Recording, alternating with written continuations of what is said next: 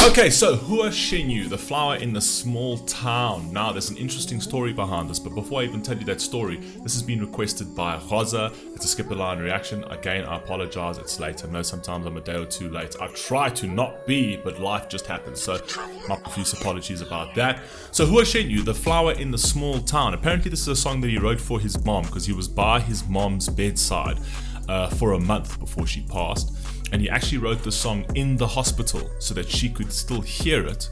He could actually sing it to her and she could hear it before she died, which is incredible. But everybody knows Hua Chenyu is just an incredible person. Never heard this. Thank you, Haza. Let's get straight into it. Let's see what we got. Let's go. 这首歌呢，其实讲了一个关于修行的故事。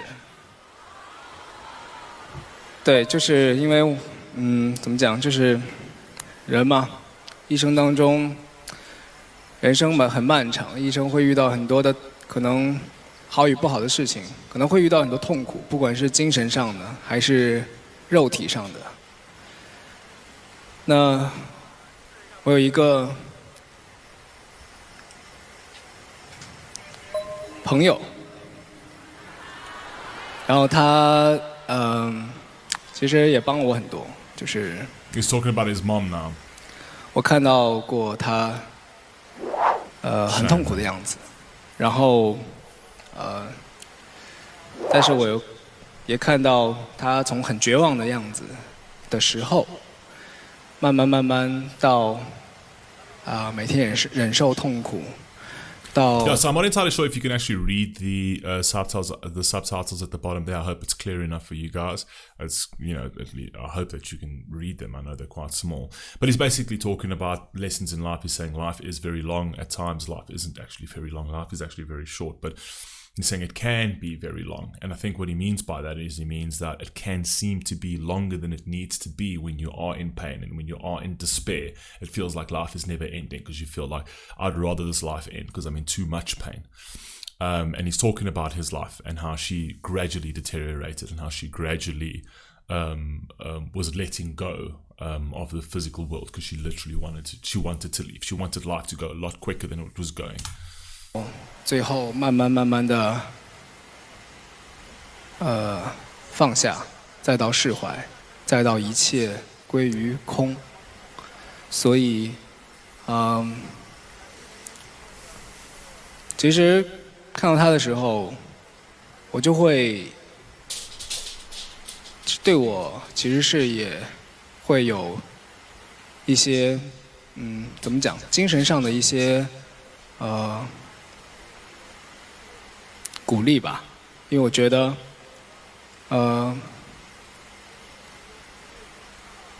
他每次那么痛苦的时候，都还在跟我讲很多的人生的一些。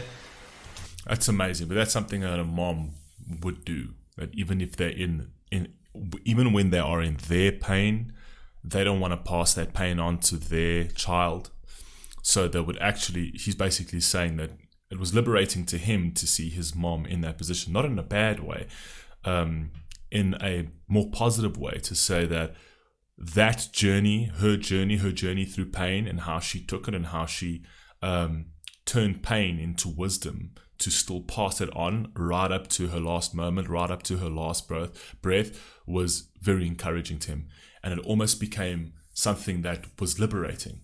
To say that, her mom was with the person she loved the most. Her mom was doing what she loved the most, was passing on, imparting that wisdom and teaching to the person she loved the most. And he took a lesson from that, as people should. 很哲理性的东西，让我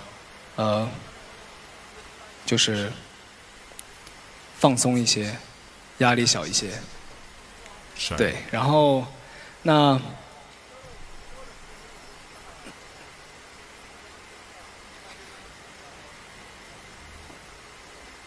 所以，根据他对我的这些开导呢，让我有了这个灵感，写了这么一首歌，而且这首歌其实会有一种用了很多的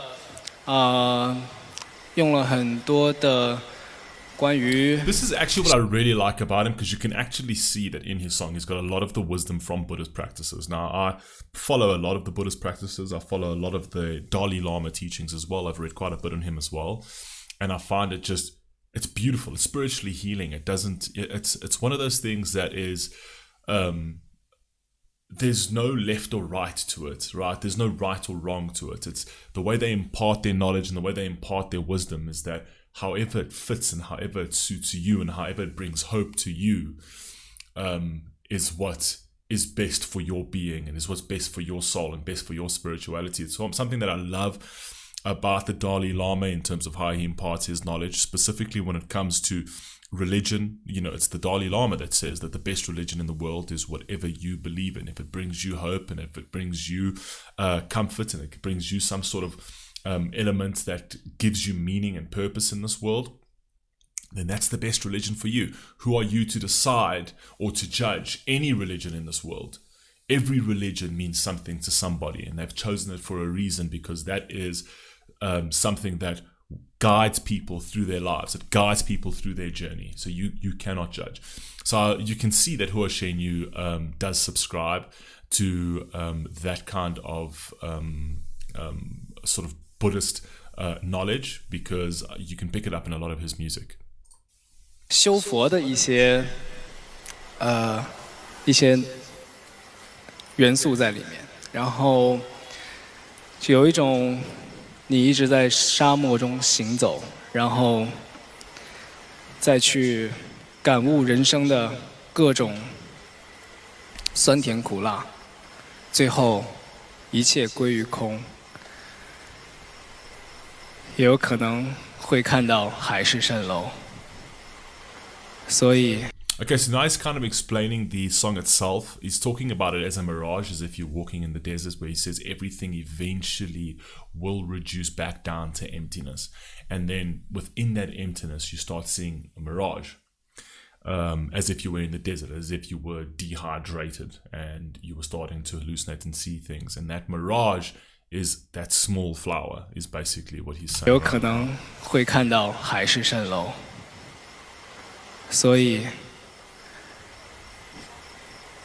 演唱会的第二首新歌 So he hasn't said it, he hasn't explained it, but the way I'm actually perceiving it, where he says the flower in a small town, I almost feel like he's saying that you don't really see that beautiful flower, even though it's always there. It takes emptiness, it takes being alone, and it takes being stranded to appreciate that flower. And I kind of feel like he's equating that flower to his mother. And he's saying, while I journeyed this life, I was never in this desert. I was never in this space that I had to focus in on what was the most important thing for me. And I kind of think he's saying that flower being my mother, right? She was a flower in a small town. But by saying a flower in a small town, it's the fact that he's saying small town is kind of making it seem like that single flower was so much bigger than what it was, right? So he's actually taking the flower, taking his mom, and saying, this one flower that may seem small, right, was the small town for me. Do you know what I mean? The small town and everything that I remember about the small town was thanks to this little flower, which was his mom, right? And the way he's equating that is, he's traveled his journey, he's gone through life, and now in this pain and despair where he finds himself in the desert, and because he finds himself in the desert, because nothing else matters, he finds that he's deserted now, or he's about to be deserted, right? That mirage that he never saw, that flower that he never really saw or appreciated, is now coming to the foreground, and he's now able to focus in on what's really important. He's able to appreciate what's there. And the thing that why he speaks about it as a mirage, I'm thinking, is that because a mirage is not there for long.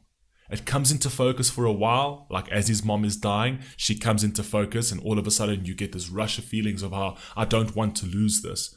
She's my absolute everything. She is my flower in my small town.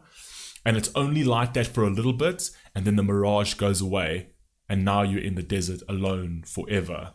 and that flower is gone. Only the memory of that flower exists. So it was there to just teach him a lesson. It's kind of where I'm thinking the meaning of the song is, and we haven't even started listening to it. Let's go. 我给它起了一个很可爱的名字， It is a very great 叫 name. 做《小镇里的花》。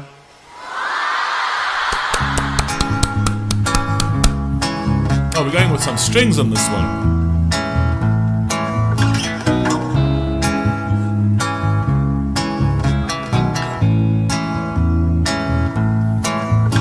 山青的马街走向洛阳，跨过河流，别惊醒了渔人。风将烟卷成几张帆呀，那飞鸟。 I love the way he started by saying, "The mountain, please walk slowly towards me." Essentially, but he's actually reversed that. So the way he's saying mountain is he kind of means strife. He kind of means pain. He means adversity coming his way. But he's actually walking towards it. But the way he flipped it was that this mountain, this massive thing that he doesn't actually want, is coming his way, and there's nothing he can do about it. He's basically saying, you're going to cross the river, but please don't wake up the fishermen. Don't cause more problems than we need, right? I think that's where he's going. 闲来天边黄昏。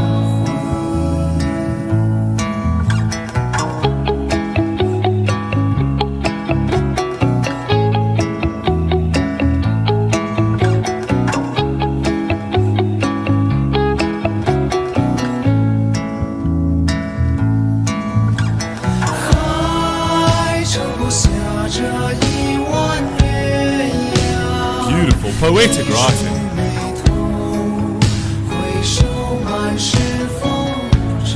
I love that. The eyebrows reveal the past full of wind and dust. That's amazing. It's a beautiful way of, it's a beautiful analogy to the deterioration of life. It's the beautiful analogy to somebody who gets old and is full of wisdom, right? You can actually see it in their eyes, and you can see it in their eyebrows. You can see how the agony and how the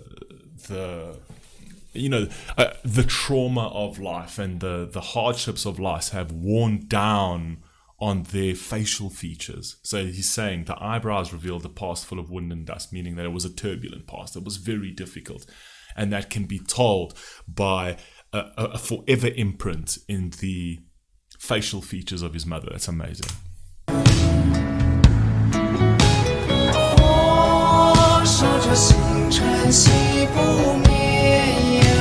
Beautiful.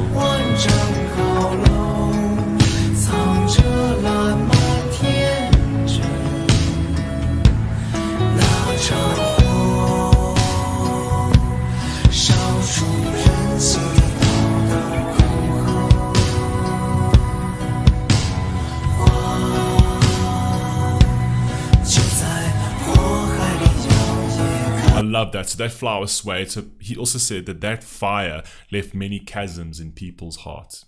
That's the strength, that was the power of his mother. And then that flower swayed and bloomed in fire, which I think is a beautiful way of saying that where his mom bloomed, where his mom thrived, was when she was in hardships. When she was in the depths of hell, when she was in the fire, is when she bloomed the most, right? That is where he got his learnings from. That's where he got his lessons from. Her hardships, regardless of how painful they were, she would always come out of them. And a lot of people would equate this kind of thing as a phoenix, like rising out of the ashes, rising out of the fire. But the way he's equating it is, it's a flower, right? In terms of like, you didn't bloom the conventional way. You didn't bloom because people nurtured you and gave you water. You bloomed because you knew how to handle heat. You knew how to handle hardships. I think it's beautiful.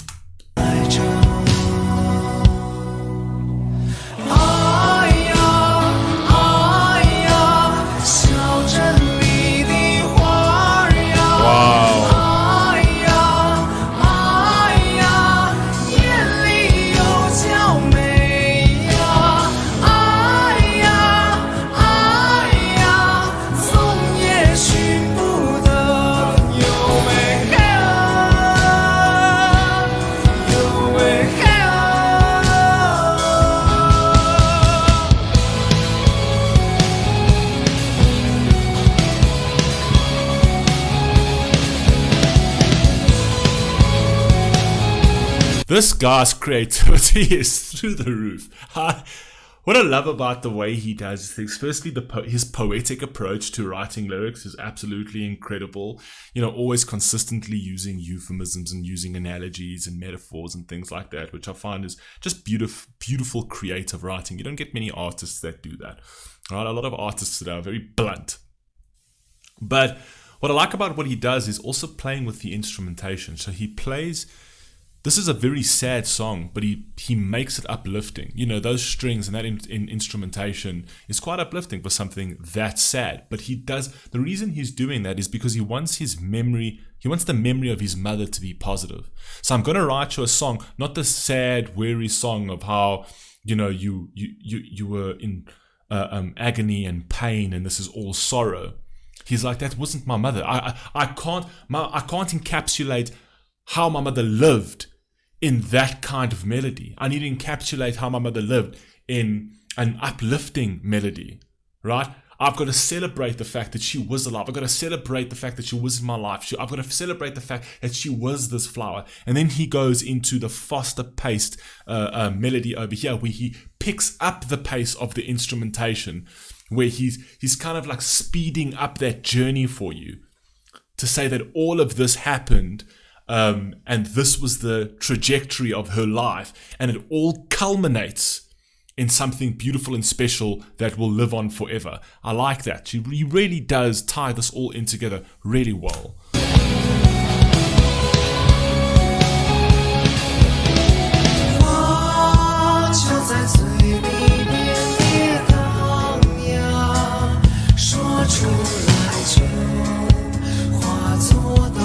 Wow. Again, poetic ability through the absolute. Words are rolling at the tip of it. This is a bar, actually. If you think about it, this is a bar. So words are rolling at the tip of my tongue. A lot of people wouldn't say words are rolling, just words are at the tip of my tongue, right? But the way he says words are rolling at the tip of my tongue is to tie into the rolling hills, the rolling cliffs, right? So it's like rolling hills and you get those cliffs essentially. Because then he goes into that next line where he says they will turn into steep cliffs. So rolling hills and rolling words at the tip of the tongue. And also if you actually think about the actual tongue itself, right? It's like a hill, it's like a cliff. If you take your tongue out, right? It's like a cliff when you've spoken. So he's basically saying that, you know, you need to be careful with the words you use, right? You don't just speak. Even in anger, you need to be careful with how you approach certain things because you can hurt and you can cut deep, right? It's beautiful, man.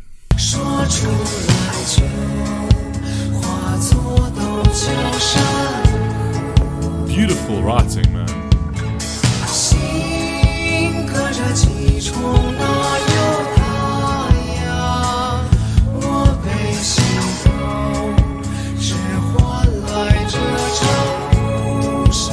My sadness and joy have all turned into the silent wildfire. That's beautiful. I love the fact that he's taken those two elements, sadness and joy, and he said it's turned into the silent wildfire. What it's actually doing is it's invigorated me somewhat. It's actually relit something in my life, right? I've managed to introspect and become aware of what is happening in my life and appreciate it more. I appreciate sadness and I appreciate joy. There's nothing wrong with sadness. There's nothing wrong with pain. There's lessons to be learned in pain. There's lessons to be learned in joy, right? You can't discount one just to have the other. Both of those are important to have, or else you wouldn't know what either of those are.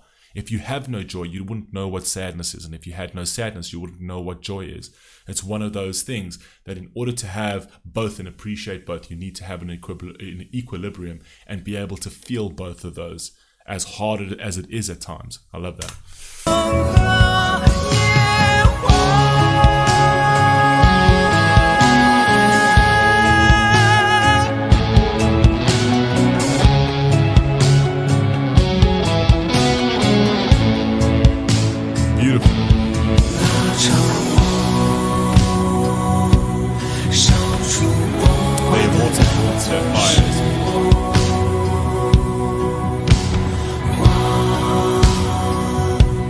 Just love the fact that he said the immortal born through that fire is me, right? Because he is an offspring of that flower. So he's saying, I'm cast from the same steel. I'm cast from the same iron. I come from the same DNA. I come from a flower that could not denigrate, a flower that could not be destroyed or eroded by fire or heat, right? And that flower blooms brightly in the sea of fire, right? So regardless of how much adversity I go through, I bloom because I'm an offspring of something stronger. I'm an offspring of something that couldn't be destroyed, and that was my mother. I love that.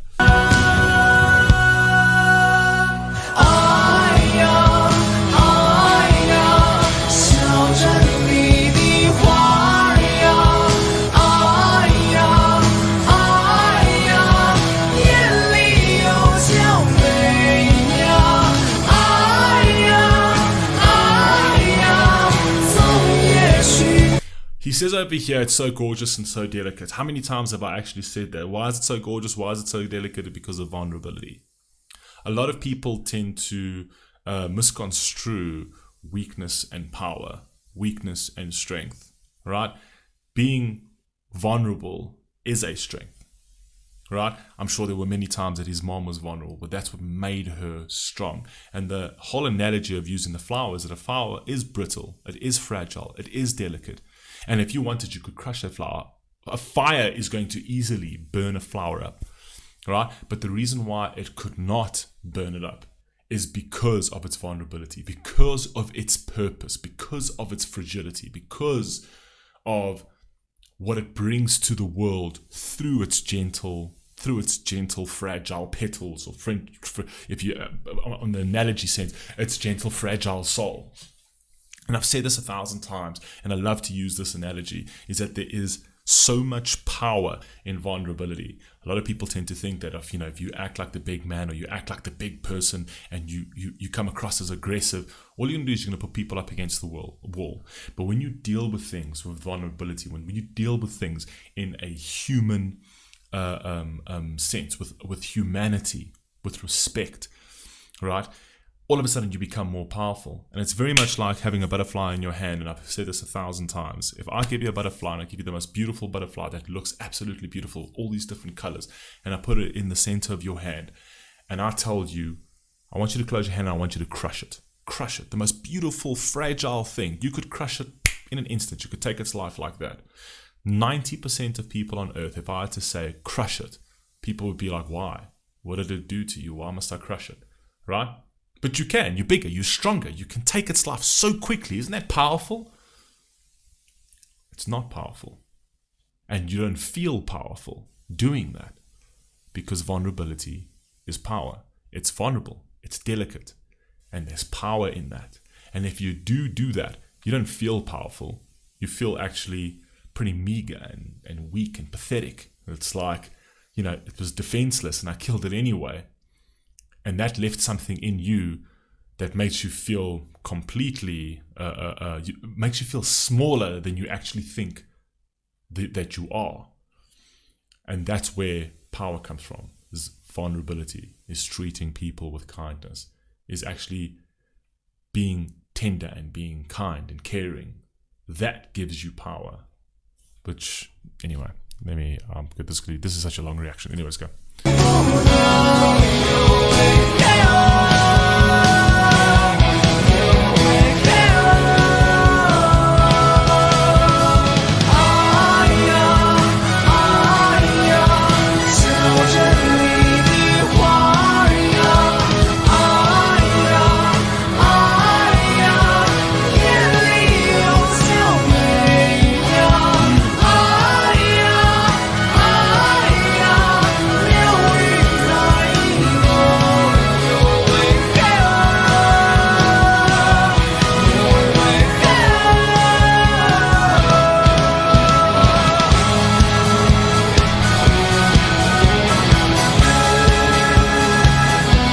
See how the instrumentation's changed, where it's more upbeat, and this instrumentation piece over here is basically telling you that don't be sad for how she died, right? be happy and celebrate for how she lived.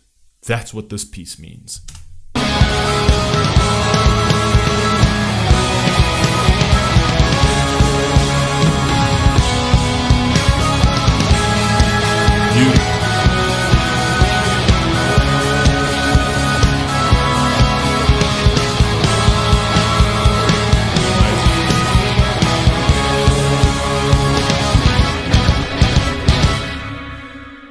Shame, you can see that the song means a lot to him.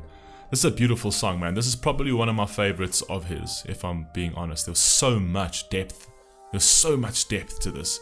You could feel it. You could feel it the way he spoke. You can feel in the way he delivered it. You can feel in the way the instrumentation was arranged. It was a beautiful song, man. Absolutely beautiful. Anyway, I'm not going to waste more of your time. I love you all. Please stay safe. Be so healthy. I'll catch you on the next one.